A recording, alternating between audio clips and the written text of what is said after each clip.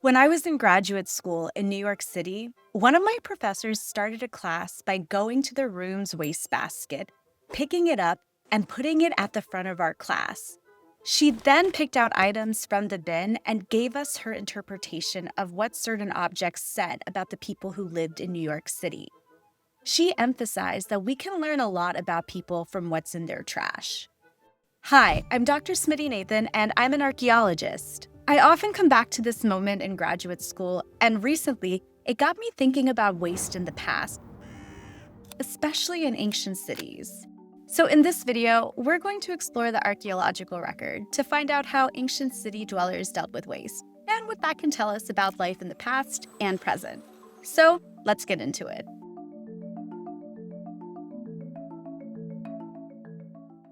Now, when we think about modern waste, we often categorize it in different types, which influences how it's managed. When it comes to ancient cities, we're going to explore three categories: domestic waste, sewage waste, and artisanal waste.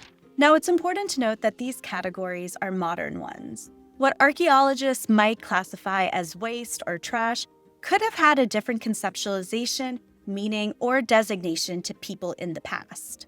As always, context and taking note of our biases are crucial. What we're trying to explore in this video is how people in past cities manage things that they didn't need anymore. In some cases, certain strategies make us question our own definitions of waste and trash. To help us better understand the ins and outs of waste management in ancient cities, Dr. Taylor Zaneri is going to help us out. Hi, I'm Dr. Taylor Zaneri, and I'm an archaeologist who focuses on public health and human-environmental interactions in medieval Italy. Let's start with domestic waste. In this category, we're including discarded items generated through everyday life in people's homes.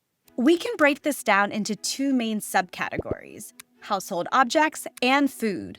Starting with household objects, these could be things like pots, clothing, and furniture. They could be made from either organic or inorganic materials, or both. An organic material could be something like wood. When it comes to archaeology, organic materials don't preserve as well as inorganic materials because they decay quickly in most environments. However, we still do recover organic materials, especially if they're in an environment that lends itself to preservation, or if they've undergone a transformation like burning. In contrast, inorganic materials such as stone, ceramics, or glass are more durable. Stone items might include tools, cooking pots, or decorative objects. Other inorganic materials like ceramics and glass were commonly used for eating and drinking vessels, cookware, and storage jars, all of which could break over time and require replacement. So when it comes to inorganic household waste, how would people dispose of something like a broken pot or tool? Well, that's a great question, and waste disposal methods, as we know, varied very widely. So in urban areas with limited space, individuals might, for example, dig small pits inside their homes or in courtyards to bury these items. And this is a practice that we've observed across many regions and time periods, from the Bronze Age to 19th century Washington, D.C. Alternatively, items such as ceramics, glass, or stone could be discarded in certain rooms or spaces inside a house or outside in alleyways or streets. And if items were discarded outside, they could be walked over and broken down further over time. In addition, in some cities, including medieval Bologna, there was regular street cleanings, which would have eventually removed this material. However, we don't necessarily know where this was taken, but it certainly would have been outside the city walls. Discard was not the only option. We have examples from around the world of items being reused and repurposed. For example, not all broken pottery was considered waste. In a previous video, we discussed how broken pottery was reused throughout the ancient Mediterranean world for various interesting purposes. So that was household objects.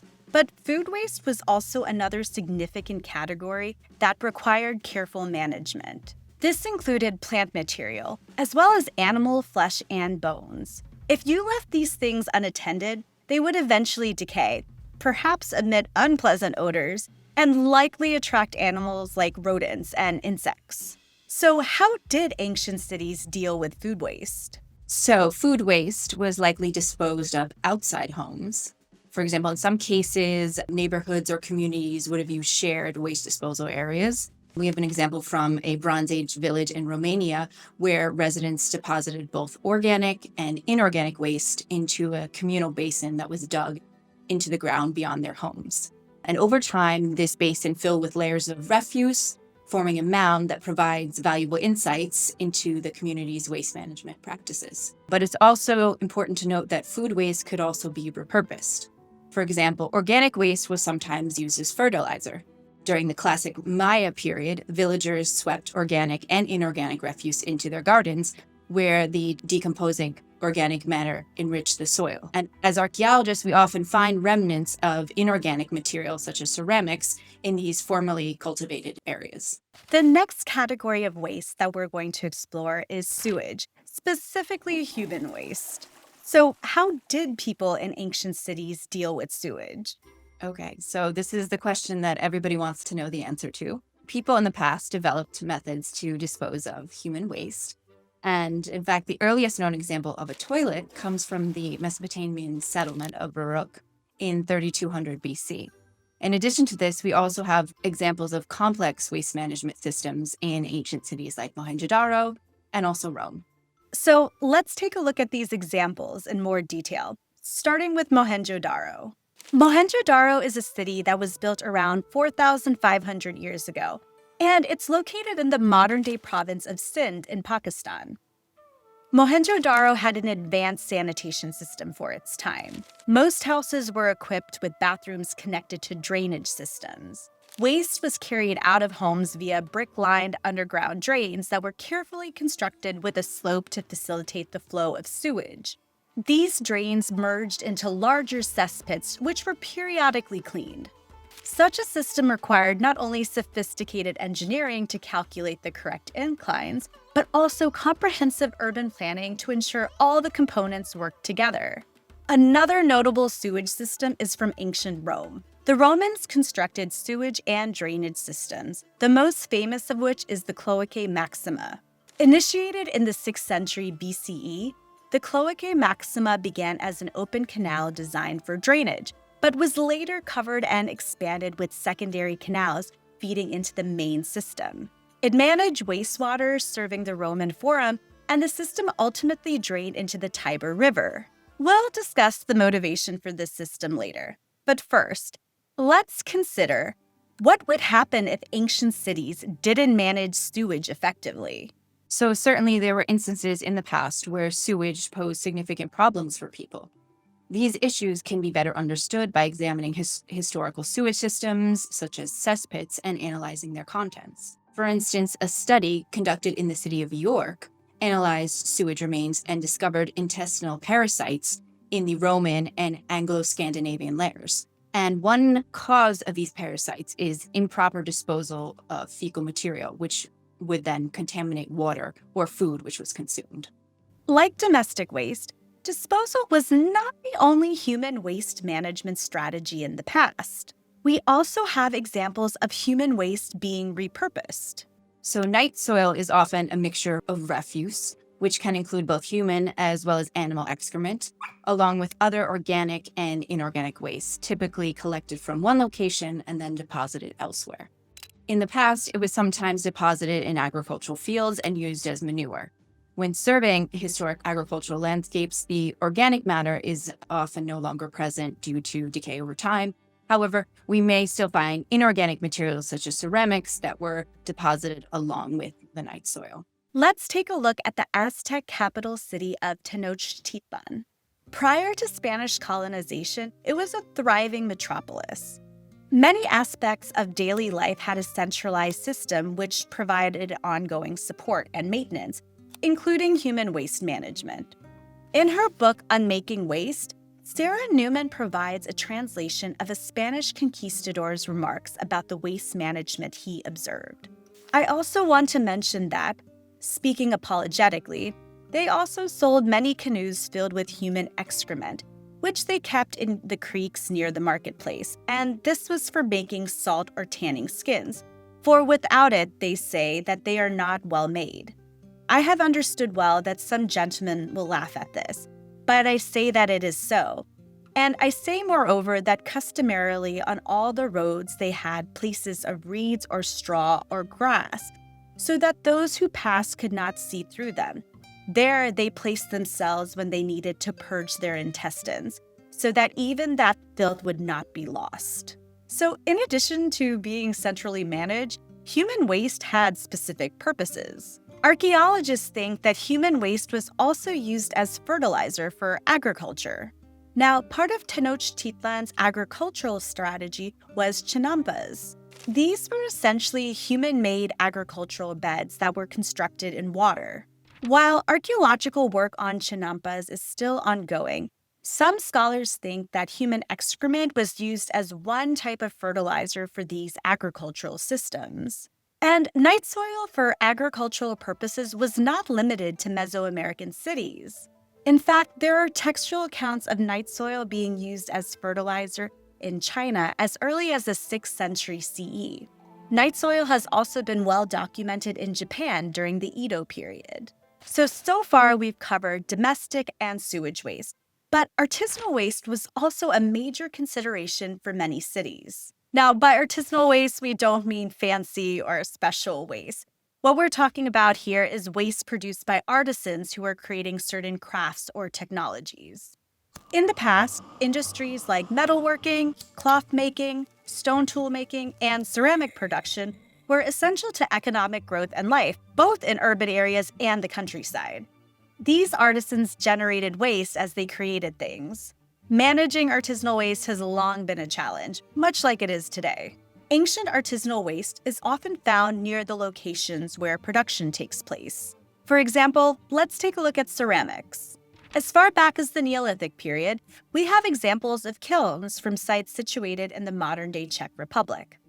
These kilns have been found near domestic areas, with ceramic waste close by. When it comes to ancient cities, at the Mesopotamian site of Lagash in modern-day Iraq, excavations uncovered waste from ceramic production, including ash, slag, and wasters, alongside 5 kilns. Such waste can be a useful tool for archaeologists. It can help us identify sites and identify their function.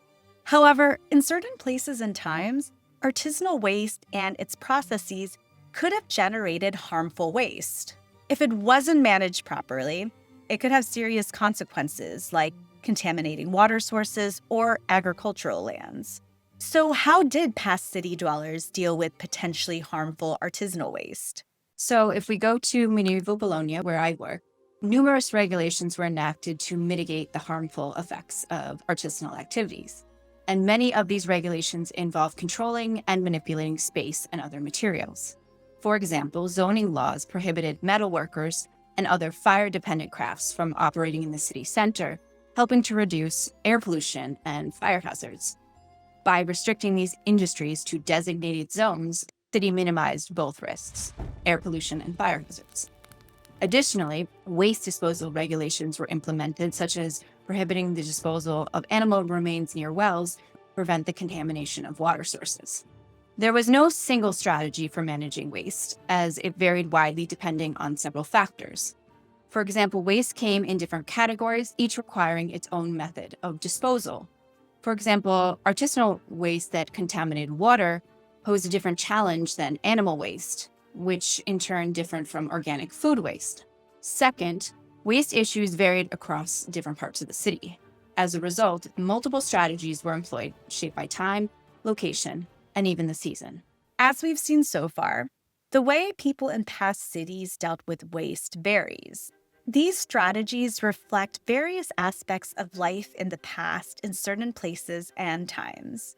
As we've mentioned earlier, it is essential to acknowledge our own biases when interpreting the archaeological record. For example, ancient Roman sewage and drainage systems have often been lauded as the poster child of ancient public health initiatives, when in actuality, that may not be true. Scholars have noted that the motivation for building systems like the Cloacae Maxima might have had more to do with political control over water and/or the prestige of erecting structures, as opposed to concern over public health. Changes in waste management strategies can also reflect broader societal shifts in power, value systems, and more. Earlier, we mentioned the waste management system at Tenochtitlan, which included reusing human waste. This system was consistently maintained by the Aztecs. However, once the city was captured and controlled by the Spanish, the waste management strategy changed too. Systematic operations and reuse were substituted with unsystematic disposing and dumping of waste outside homes to the city's outskirts or in the canal. This had disastrous outcomes. As scholar Sarah Newman puts it, although Spaniards often remarked on and admired the order and cleanliness of cities such as Tenochtitlan, many successful pre-Columbian strategies clashed with emerging colonial norms concerning not only bodily propriety, but also the use and ownership of space. In colonial Mesoamerica, waste thus became a primary means of creating and controlling appropriate Spanish subjects, not only through metaphor, but through management as well.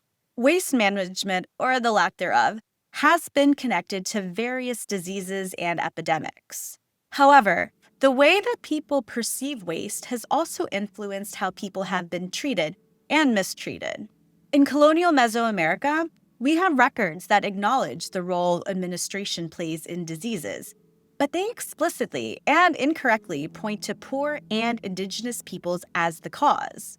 Our underlying beliefs surrounding status, power, and people still impact waste management strategies in different places of the world to this day.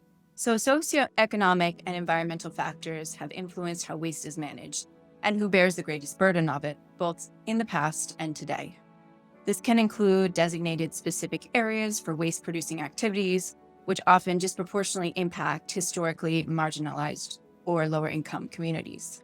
And in the context of environmental justice, studies have shown that in both the United States and Europe, lower-income households are more likely to live near landfills. From ancient Mohenjo-Daro to medieval Bologna, ancient city dwellers dealt with domestic, sewage, and artisanal waste in various ways.